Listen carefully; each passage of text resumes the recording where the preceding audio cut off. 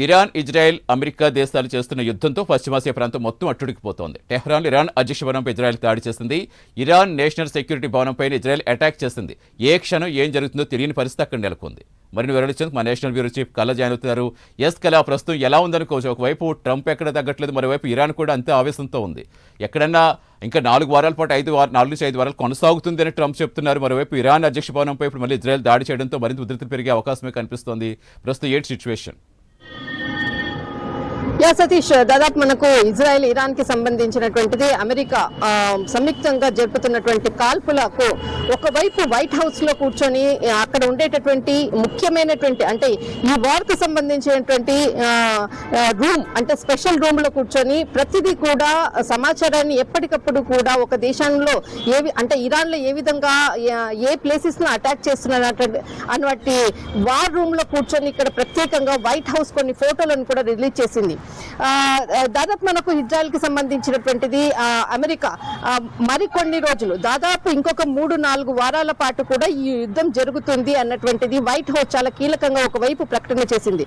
మరొకటి కొద్దిసేపటి క్రితంగా అటు ఇరాన్ కి సంబంధించినటువంటి పార్లమెంట్ భవనము అధ్యక్ష భవనంపై దాడి చేసినటువంటిది, అందులో దాని పక్కన ఉండేటటువంటి 500 సంవత్సరాల పురాతనమైనటువంటి మ్యూజియం కూడా దెబ్బతిన్నటువంటిది. ఇక్కడ మనకు చాలా కీలకంగా ఇరాన్ కి సంబంధించినటువంటి security of national security council, supreme national security council పై దాడి చేసినట్లు, వైమానిక దాడులు చేసినట్లు, తర్వాత ఇక్కడ మనకు మిలిటరీ ట్రైనింగ్ ఇన్స్టిట్యూట్ పై కూడా దాడులతో అంటే ఆ ప్రాంతాలను అన్నిటిని కూడా దాడులతో అక్కడ అంతా కూడా శిథిలమైనట్లు కూడా ఐడిఎఫ్ చాలా కీలకమైనటువంటి ప్రకటన కూడా వెలువడింది. అయితే ముఖ్యంగా ఈ ప్రాంతం అంతా కూడా దాదాపు ఖాళీ చేసినటువంటిది. మరొక వైపు పార్లమెంట్ కి సంబంధించినటువంటి ముఖ్యమైనటువంటి అంటే ఇరాన్ కి సంబంధించినటువంటి ఏదైతే హిస్టారికల్ ఐటమ్స్ అనుకోవచ్చు, తర్వాత పార్లమెంట్ లో ఉన్నటువంటి అతి ముఖ్యమైనటువంటి ఫైల్స్ అనుకోవచ్చు, ముందస్తుగానే ఈ ప్రాంతం అన్నిటినీ కూడా 2 రోజుల క్రితంగానే ఖాళీ చేసినటువంటిది. దీనితో లోపల ఉండేటటువంటి ఏదైతే సామాగ్రి అనుకోవచ్చు అన్నిటినీ కూడా ఎటువంటి నష్టం జరగలేదు అంటూ కూడా ఒకవైపు ఇరాన్ ఒక కీలక ప్రకటన, మరొక వైపు ఇజ్రాయెల్ ఏదైతే ఇక్కడ నేషనల్ సెక్యూరిటీ, సుప్రీం నేషనల్ సెక్యూరిటీపై అటాక్ చేశామంటూ కూడా ఇటు ఇజ్రాయెల్ చాలా కీలకంగా ఇక్కడ ఒక ప్రకటన కూడా చేసింది. మరొకటి ఇక్కడ మనకు అంటే ఏదైతే పార్లమెంట్ కి సంబంధించింది అనుకోవచ్చు, ఇటు సుప్రీం కి సంబంధించినటువంటి ఇజ్రాయెల్ దాడితోటి, అమెరికా దాడితోటి ఇటు కువైట్ లో తర్వాత సౌదీ అరేబియాకి సంబంధించినటువంటి అమెరికా స్థావరాలపై ఇటు ఇరాన్ కూడా ప్రతీకార చర్యలు తీసుకుంది. దాదాపు దీనికి సంబంధించినటువంటి యుఎస్ మిలిటరీ వ్యవస్థకు సంబంధించినటువంటి మిసైల్ దాడి చేసింది. ఇక్కడ ఫుజైరా నుండి ఆయిల్ స్టీల్ ప్లాంట్స్ పై దాడి చేసింది. కానీ కువైట్ లో ఉండేటటువంటి అతి కీలకమైనటువంటి చమురు నిల్వలు ఉండేటటువంటి వాటిపై దాడి చేయడంతో అక్కడ ఏకధాటిగా మంటలు చెలరేగుతున్నాయి అన్నటువంటిది ఒక బ్రేకింగ్ అని చెప్పవచ్చు. ఇటు ఇరాన్ ప్రతీకార చర్యలు అంటే అమెరికా ఇజ్రాయెల్ వేసేటటువంటి ఏదైతే ప్రతి అడుగుకి అంతకు 2 రెట్లు ముందుకు వెళ్తూ ఇటు కువైట్ కి సంబంధించింది అనుకోవచ్చు అమెరికా స్థావరాలపై కూడా దాడి చేసింది. అయితే ఈ దాడిలో ఈ రోజు దాదాపు 6 అంటే దీనికి ఆర్మీకి సంబంధించినటువంటి 6 మిలిటరీకి సంబంధించినటువంటి అధికారులు మరణించినట్లు కూడా అటు అమెరికా కొద్దిసేపటి క్రితంగా కీలకంగా కూడా వెల్లడించింది.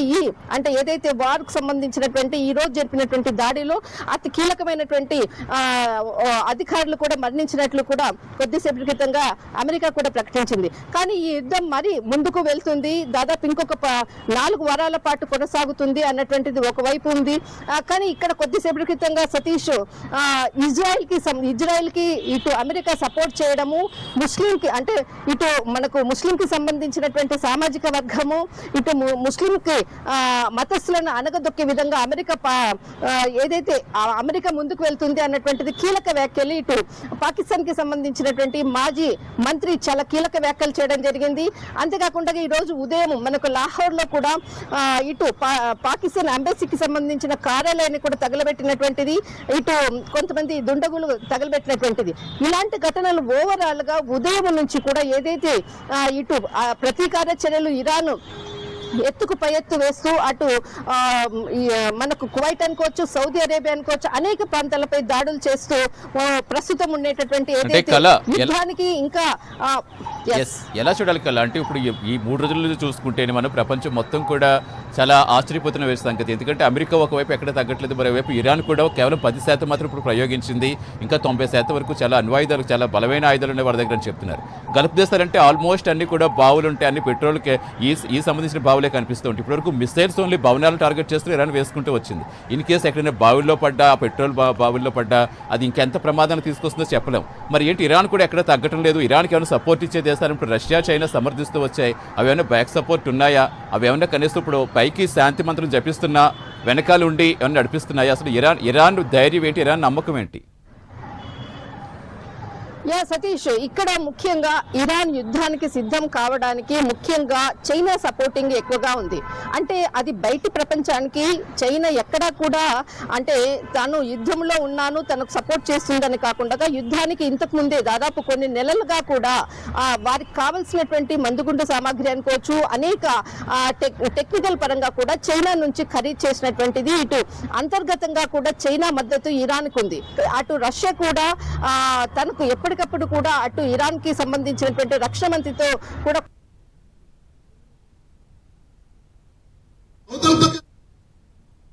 ఈ విధంగా ముందుకు వెళ్ళడానికి అంటే ఇక్కడ బాహటంగా కూడా యుద్ధంలోకి రష్యా, చైనా రాకుండా వెనకాల ఉండి నడిపించేటటువంటి ఒక ధైర్యాన్ని ఇచ్చేటటువంటిది అని చెప్పవచ్చు. ఇటు ఇరాన్ ముందుకు వెళ్ళడానికి కూడా కారణము అని చెప్పవచ్చు.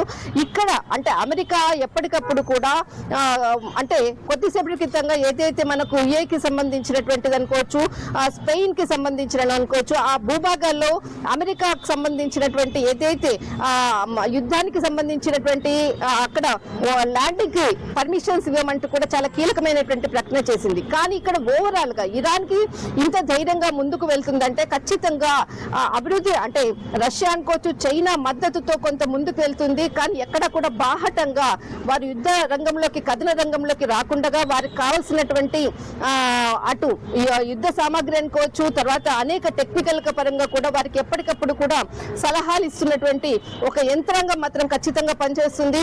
దీనికి సంబంధించినటువంటి వరకు ఇంకా మరికొన్ని వారాల పాటు దీనికి ఈ యుద్ధం అనేది జరుగుతుంది, కొనసాగుతుంది అంటూ కూడా వైట్ హౌస్ ఒకవైపు వెల్లడించింది.